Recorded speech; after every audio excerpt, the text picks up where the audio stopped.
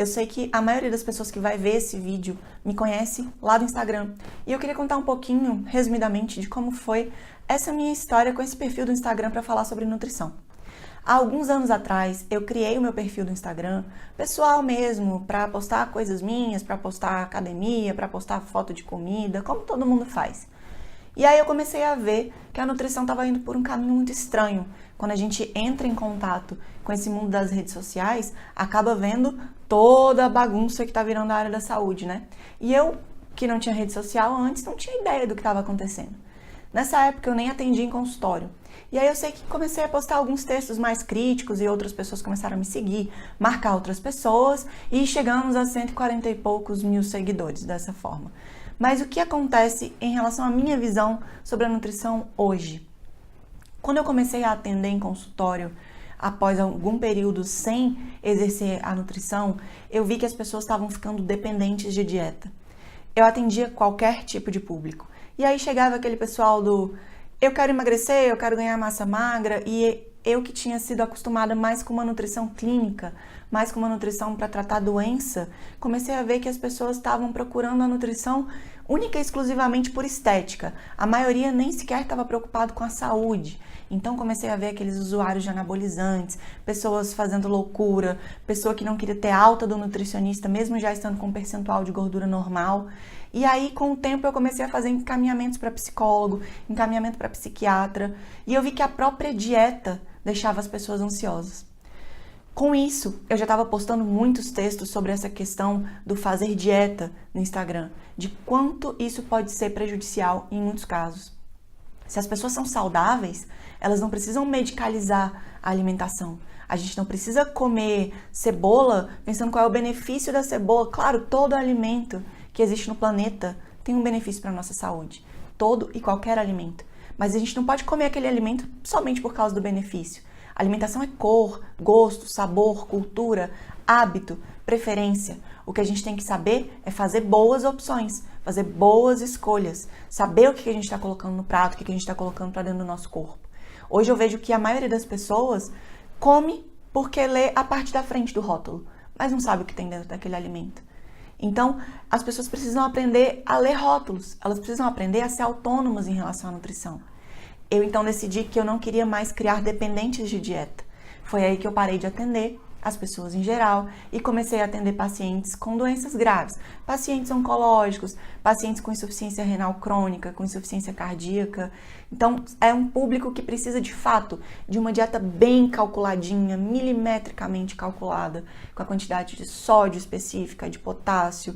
Então, é difícil você dar uma orientação genérica para uma pessoa com insuficiência renal crônica, porque ela precisa mesmo de uma prescrição de acordo com o peso dela, com o caso dela, com a proteinúria, se há ou não, diferente das pessoas saudáveis. As pessoas saudáveis podem simplesmente aprender a se alimentar, serem autônomas. Toda vez que você precisa consultar um papel para comer, isso gera uma certa ansiedade.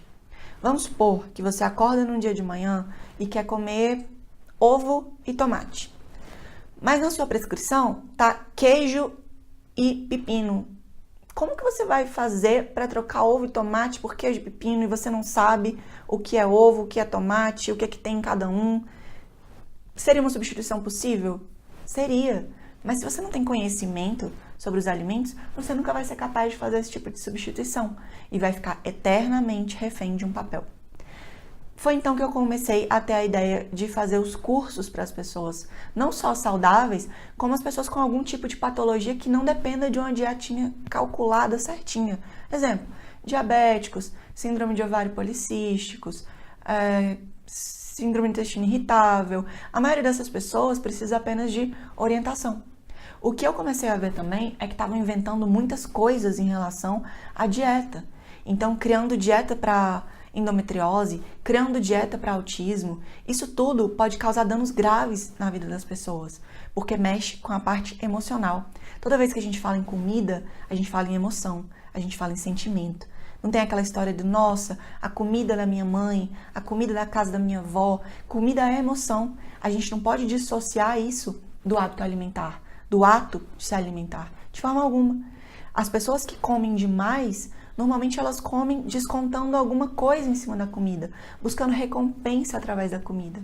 É muito difícil a gente ver uma pessoa obesa que não tem uma má relação psicológica com a comida. Normalmente essas pessoas são ansiosas, são depressivas, comem porque estão entediadas, comem porque estão tristes, comem para buscar prazer. E isso não é uma relação saudável com a comida, isso é uma relação doentia. E essa situação que a gente vê hoje, das pessoas tão dependentes de dieta, querendo novas dietas, seguindo o modismo, com medo de se alimentar, medo de carboidrato, medo de gordura, medo de tudo, medo de cenoura, medo de banana, isso é muito absurdo. Então eu quero, de fato, quebrar essa corrente que está sendo criada de terrorismo nutricional.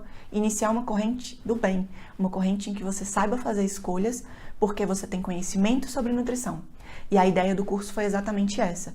Primeiro, ter um básico geral, bem intenso, bem intensivo, bem detalhado sobre o que são carboidratos, lipídios, proteínas, o quanto de cada um a gente tem que comer por dia. Sim, no final do curso você vai terminar sabendo fazer esse cálculo. Mas a ideia é que, além de saber fazer o cálculo, você saiba especialmente, intuitivamente, fazer suas escolhas saudáveis. A gente tem várias ferramentas para poder chegar nesse nível de conhecimento. A gente tem que saber ler rótulos, a gente tem que saber mexer numa tabela de composição dos alimentos, a gente tem que saber o que é carboidrato, lipídio, proteína direitinho, a gente tem que saber um pouquinho de matemática também, né? Porque nessa vida não dá para viver sem um pouquinho de matemática. E eu quero explicar isso para vocês. Então a intenção do curso é justamente essa, é fazer você fazer as pazes com a comida, é fazer com que você seja autônomo ou autônoma em relação à alimentação. Chega de dieta prescrita no papel, a maioria das pessoas não precisa disso. A partir do momento que você tem na sua mão um papel com regras rígidas e restritas sobre o que comer, você vai ter uma maior possibilidade de ficar ansioso. E tendo uma maior possibilidade de ficar ansioso ou ansiosa, vai acabar descontando na comida. É aí que a gente vê a gênese de um transtorno alimentar, especialmente a compulsão, tão comum hoje em dia, não é? A gente vê uma postagem, compulsão alimentar, tem um monte de gente. Sou eu me identifico, e agora eu fiz low carb, eu fiz isso, eu fiz aquilo, eu fiz dieta do HCG, eu fiz dieta de 21 dias, eu fiz dieta flexível e agora eu tô compulsivo. Todo modismo, ele leva a uma não solução do problema. Se a dieta da moda solucionasse o problema, não teria mais a indústria da dieta da moda. Então o objetivo da dieta é vender. É por isso que a gente sabe que tem Atkins, tem Dukan. Quando eu comecei o Instagram, todo mundo fazia Dukan. Não podia falar a palavra Dukan, que vinha um monte de gente louca, parecendo pertencente à seita. Você não pode falar mal de Dukan. E eu falava, não é uma dieta saudável, não é sustentável. E aí hoje, poucos anos depois, 2, 3 anos depois, eu vejo um monte de gente falando, me tornei compulsivo depois de seguir a dieta Dukan. Mas pode ser Dukan, pode ser qualquer outra. E a gente vê também essa história de todo mundo querendo manipulado, querendo milagre, querendo ozonioterapia para emagrecer, ou acreditando em detox. Isso não existe, tá? Não existe. Na verdade, criam-se essas necessidades para poder vender o produto. Normalmente eu falo, se você for num médico picareta, ele vai te arrumar um problema para te vender a solução do problema. Se você tem consciência e conhecimento, você não acredita em dieta alcalina, você não acredita que vinagre de maçã cura doença, você não acredita que um alimento sozinho tem propriedades milagrosas e vai resolver o problema do mundo, você não gasta dinheiro com suplemento à toa. Quantos suplementos as pessoas compram e tomam sem a menor necessidade? São rios de dinheiro gastos em BCAA, em glutamina sem necessidade, em whey protein pós-treino. Pra que tudo isso? Isso não passa de ou modismo ou uma convenção que a gente adota como verdade, mas não sabe que, nem como, nem porquê. Exemplo, comer a cada 3 horas. Isso é necessário? Claro que não. No curso eu também explico de onde que veio toda essa história. A gente fala um pouquinho também de onde que surgem esses modismos, por que que eles surgem. Então, a gente tem que ter conhecimento para não acreditar nesse tipo de coisa. Além disso, no curso a gente vai falar também sobre bariátrica, sobre transtornos alimentares em geral, sobre modismos. Eu selecionei os principais do momento para poder falar sobre alguns deles especificamente. Exemplo, alcalinizar o sangue, que é a coisa mais absurda que eu já ouvi nos últimos tempos. Por fim, eu vou ensinar vocês a calcular a quantidade para comer, dar exemplos de cardápio, mostrar que uma dieta restrita em carboidrato tem sim sua utilidade, mas que restringir carboidrato não é deixar de comer fruta, não é deixar de comer arroz e feijão. A gente pode ter uma dieta low carb, ou baixa em carboidrato, com todos esses alimentos presentes. A alimentação depende do dia como um todo. Então a gente não fala em uma refeição só. Então não existe responder assim, Carol, eu posso comer mingau de aveia no jantar? Depende do que você comeu ao longo do dia. E aí você vai saber fazer esse equilíbrio, fazer esse tipo de opção, tendo conhecimento suficiente para ter noção do que você comeu ao longo do dia, se foi adequado, se não foi adequado. Eu espero muito que vocês gostem do curso, que possam aprender muito mais e que continuem espalhando essa corrente do bem. Não fiquem com dúvidas. Todas as dúvidas do curso podem ser respondidas, podem ser perguntadas e podem ser postadas dentro da página da Hotmart.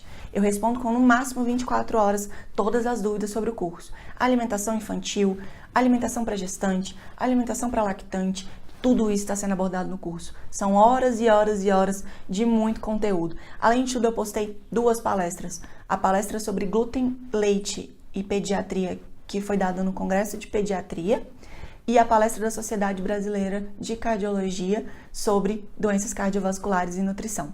Além dos vídeos, além das palestras, além das aulas online, existem também materiais de apoio em PDF para vocês baixarem, inclusive o novo e-book. Eu espero muito que seja útil, que cada um de vocês mude a visão em relação à alimentação e que passe a ser uma pessoa saudável de verdade, tanto do corpo quanto da mente. Vejo vocês nas aulas. Tchau, tchau e muito obrigada!